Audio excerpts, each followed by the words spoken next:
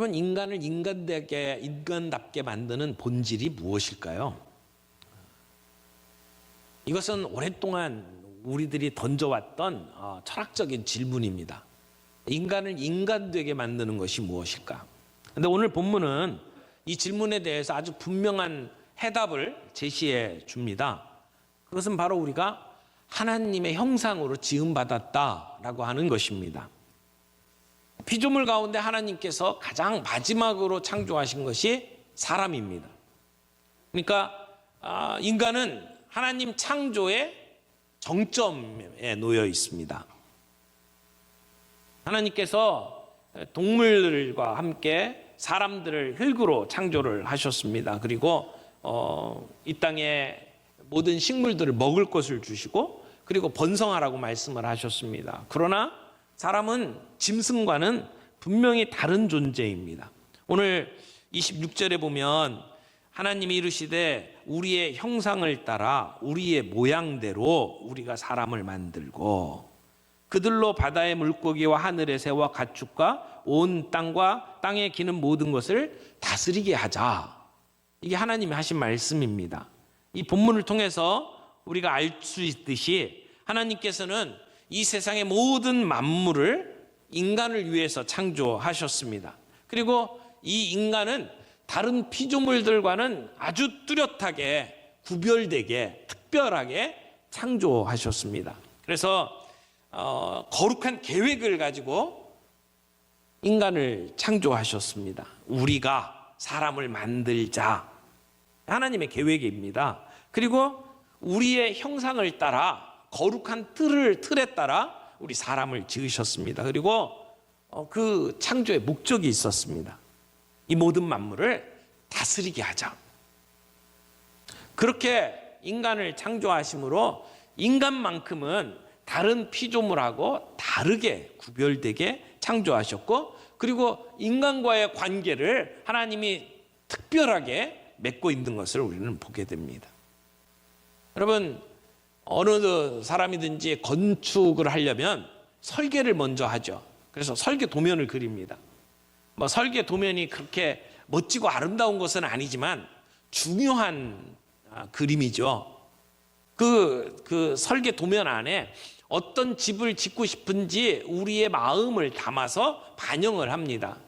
그래서 크기는 얼마만큼의 그 집을 지을 것인지 그리고 이 집이 어떤 목적으로 지어질 것인지 이 남쪽을 향할 것인지 동쪽을 향할 것인지 그리고 벽의 두께는 얼마나 할 것인지 밖을 내다보는 창문은 얼마만큼 크기로 할 것인지 이런 모든 것들을 그 설계 도면에 반영을 하고 그리고 그 설계 도면에 따라 집을 짓습니다.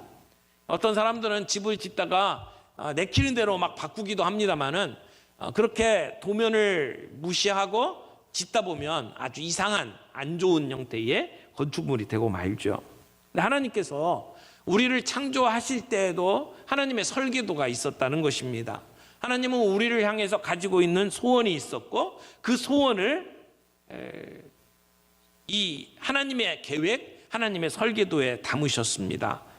여러분, 우리가 우리의 삶이 정말 아름답고 복받은 인생이 되기를 원한다면 우리는 그 하나님의 설계도에 따라서 살아가는 것이 필요합니다. 하나님의 설계도를 보고 하나님의 의도에 따라서 우리의 인생을 살아갈 때 우리는 건강한 인생, 우리는 복받은 인생을 살아갈 수 있다는 것입니다.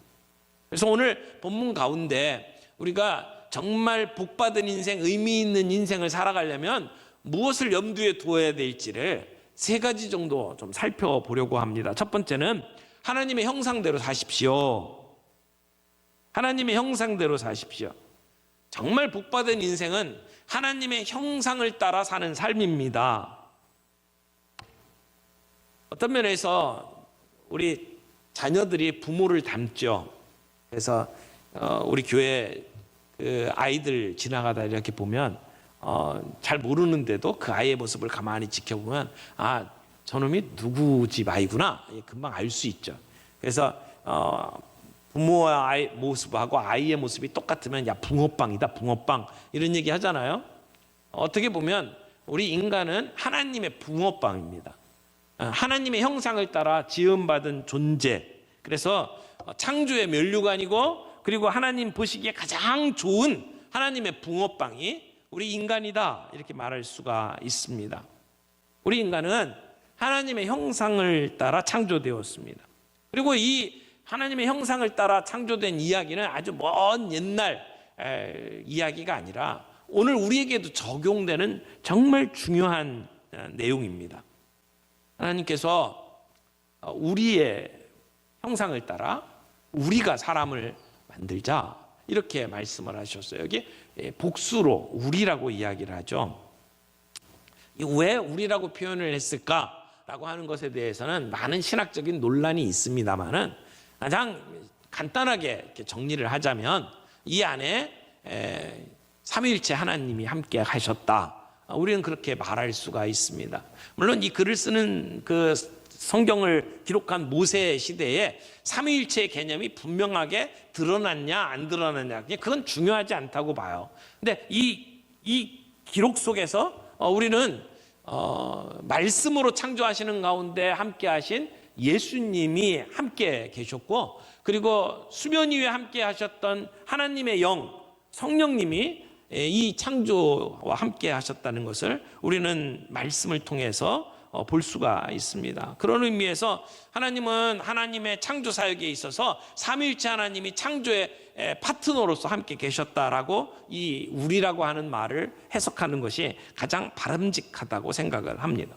그런데 여기 하나님의 형상대로 하나님의 모양으로 우리를 지으셨다고 했는데, 형상과 모양이라는 것은 어떤 의미를 담고 있을까요?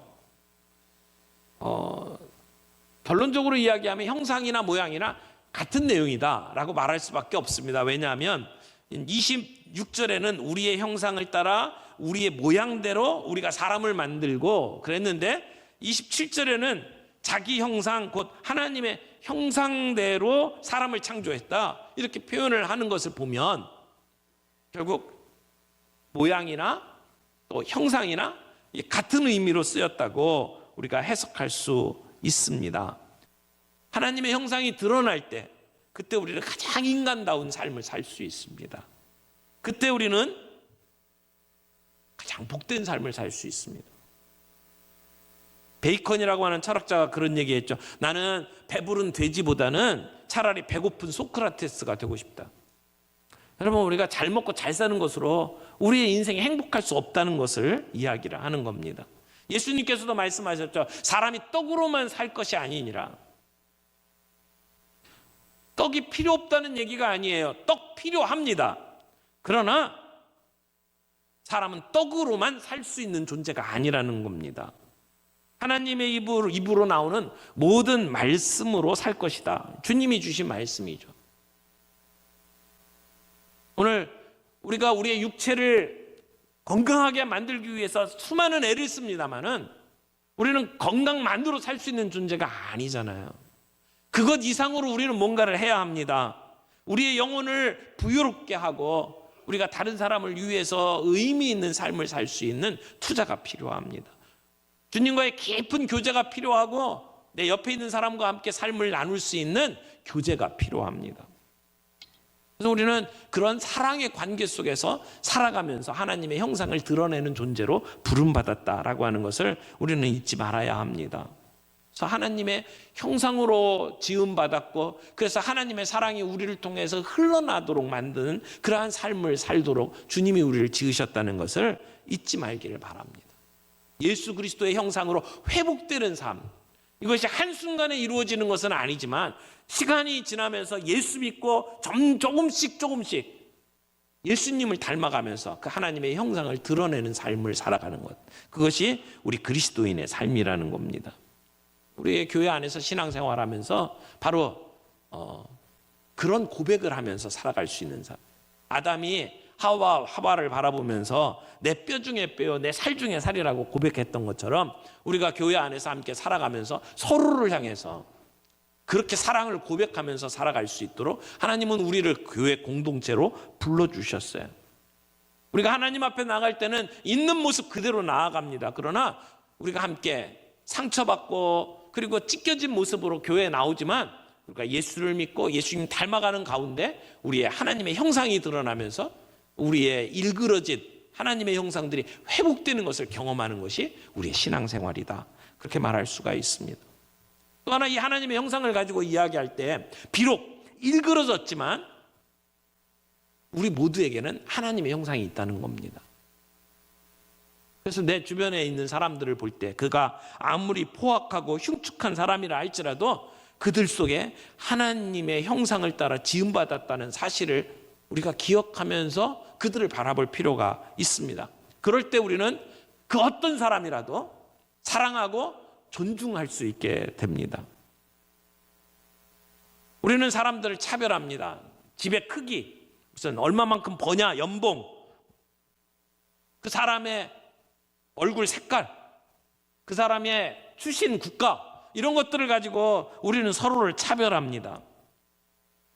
그러나 우리가 그들을 볼 때 하나님의 형상으로 지음받았다는 사실을 생각하면서 그들을 바라보게 되면 우리 안에 그런 차별들이 사라질 수 있습니다. 남자와 여자의 차별을 무너뜨릴 수 있고 또 나라와 나라의 차별을 무너뜨릴 수 있다고 우리는 믿습니다. 정말 존중받을 자격이 있는 사람들로 우리가 서로를 대하며 인간을 인간답게 대할 수 있는 자세, 이것이 하나님의 형상이라고 하는 것을 통해서 우리가 얻을 수 있는 교훈이라고 생각합니다. 두 번째는 사명을 따라 사십시오.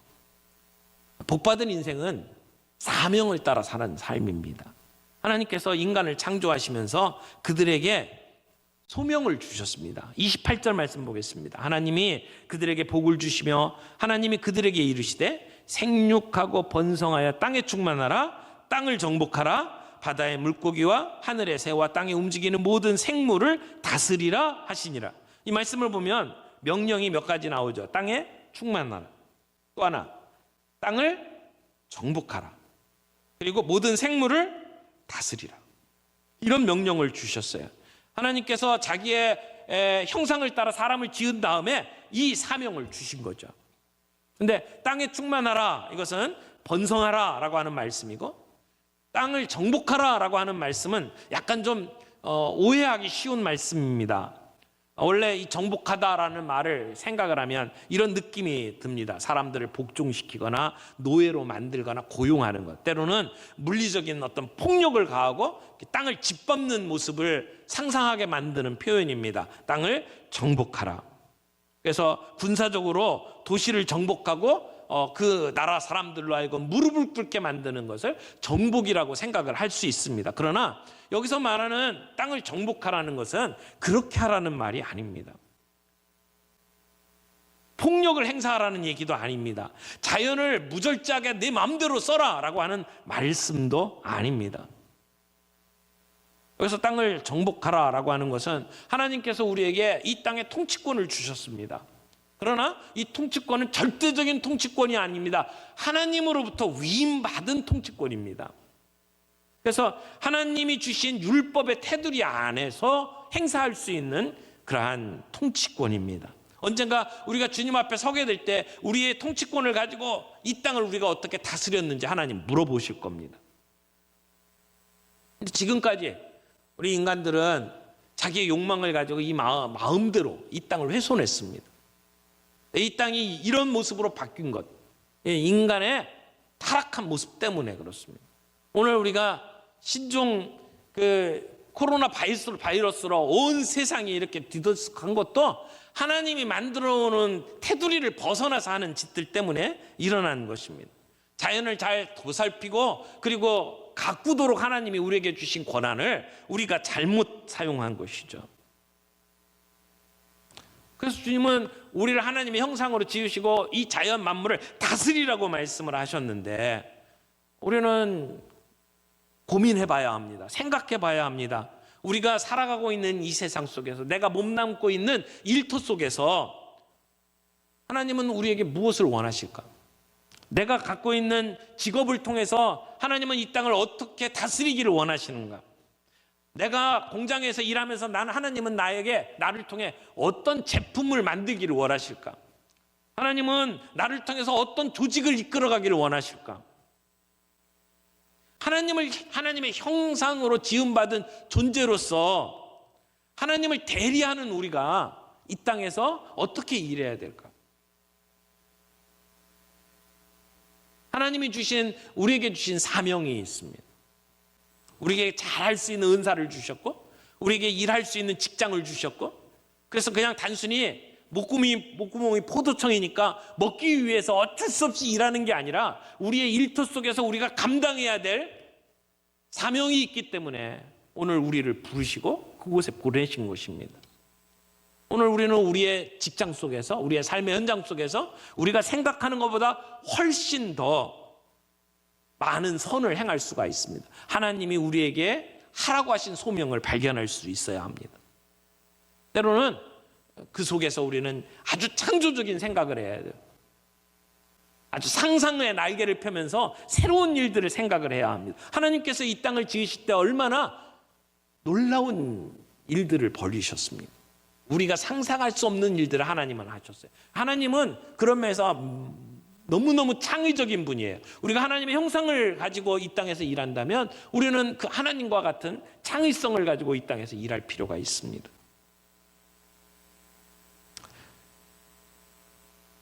하나님의 형상으로 우리를 지으신 뒤에 하나님은 그 인간에게 필요한 모든 것을 다 공급해 주셨습니다. 그 얘기는 하나님을 의지하면서 살아가는 존재로 하나님이 우리를 부르셨다는 얘기입니다. 우리의 능력이나 우리의 실력대로가 아닌 하나님이 공급해 주시는 것을 바라보면서 이 땅을 살아가는 하나님의 형상, 그 삶을 살아가는 것이 필요합니다. 마지막으로 세 번째, 하나님 보시기에 심히 좋은 삶을 누리십시오. 복받은 인생은요, 하나님이 주신 이 세상을 즐기는 삶이라고 생각합니다.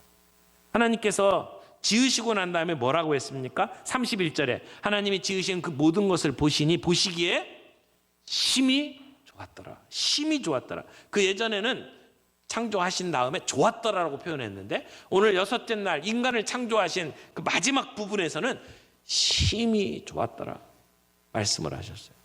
뭐가 그렇게 좋았을까요? 하나님께서 창조하신 그 모든 피조물들이 자기의 주어진 역할들을 감당하면서 서로를 위해서 섬기고 서로를 위해서 쓰임받는 모습, 그 모습을 볼 때 하나님은 좋았더라. 각자 제 역할을 하는 모든 그 피조물들을 보시고 또 하나님이 지으신 인간을 보면서 하나님 보시기에 좋았더라. 그때의 모습은 어떤 존재가 다른 존재를 억압하는 그러한 모습이 아니었을 겁니다. 각자의 역할을 감당하는 더불어 살아가는 삶, 그것이 너무나도 아름다웠을 것입니다.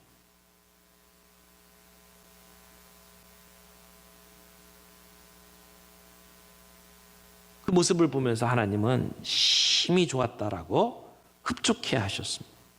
하나님이 빛을 만드시고 흡족해 하셨고 밤에 별들을 창조하시고 기뻐하셨습니다.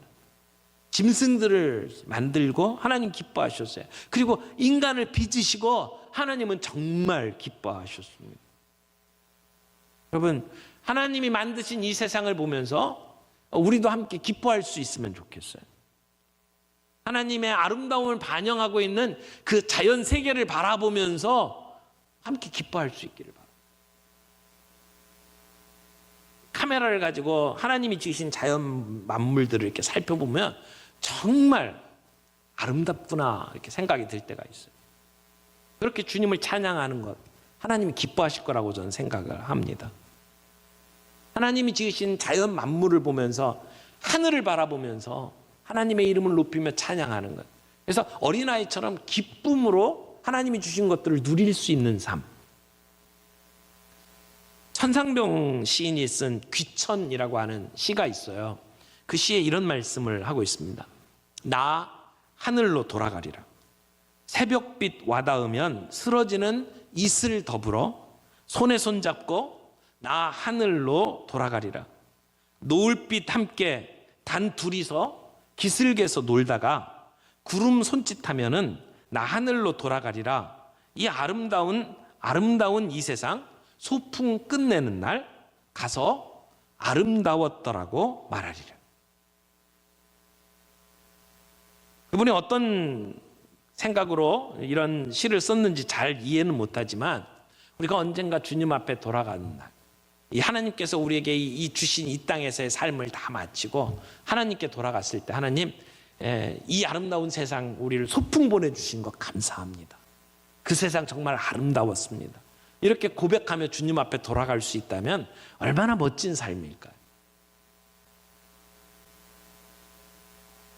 하나님이 주신 우리의 세계들을 보면서 그렇게 기쁨으로 누리며 살아가고 언젠가 주님 앞에 서게 될 때 정말 아름다운 삶을 내가 소풍 다녀온 것처럼 갔다 왔다고 고백할 수 있는 저와 여러분이 되기를 바랍니다.